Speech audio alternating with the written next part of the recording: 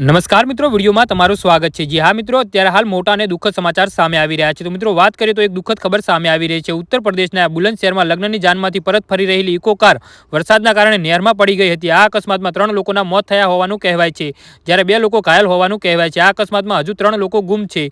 જી હા મિત્રો, અત્યારે હાલ દુઃખદ સમાચાર સામે આવી રહ્યા છે। તો મિત્રો સમાચારમાં વધુ વિગતવાર વાત કરીએ તો ગુમ થયેલા લોકોને શોધવા માટે બચાવ ટુકડી તૈનાત કરવામાં આવી છે। અકસ્માત સમયે કારમાં કુલ 8 લોકો સવાર હતા। રવિવારે મોડી રાત્રે જિલ્લાના જહાંગીરપુરા પોલીસ સ્ટેશન વિસ્તારમાં સ્થિત કપના કેનાલમાં એક ઇકો કાર પડી ગઈ હતી।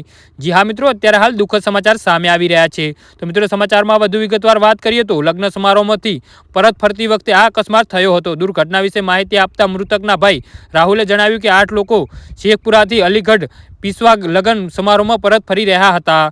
જી હા મિત્રો, અત્યારે હાલ મોટા સમાચાર સામે આવી રહ્યા છે। રસ્તામાં વરસાદ પડી રહ્યો હતો, જેના કારણે કાર કેનાલમાં પડી હતી। આ અકસ્માતમાં 3 લોકોના મોત થયા છે, જ્યારે 2 લોકો ગંભીર રીતે ઘાયલ થયા છે। 3 લોકો હજુ પણ ગુમ થયા હોવાના અહેવાલ છે। જી હા મિત્રો, તો આના વિશે તમારું શું કહેવું છે તો નીચે મારી કોમેન્ટ બોક્સમાં જરૂરથી જણાવજો અને મારી યુટ્યુબ ચેનલને સબસ્ક્રાઇબ કરવાનું ના ભૂલતા। ધન્યવાદ।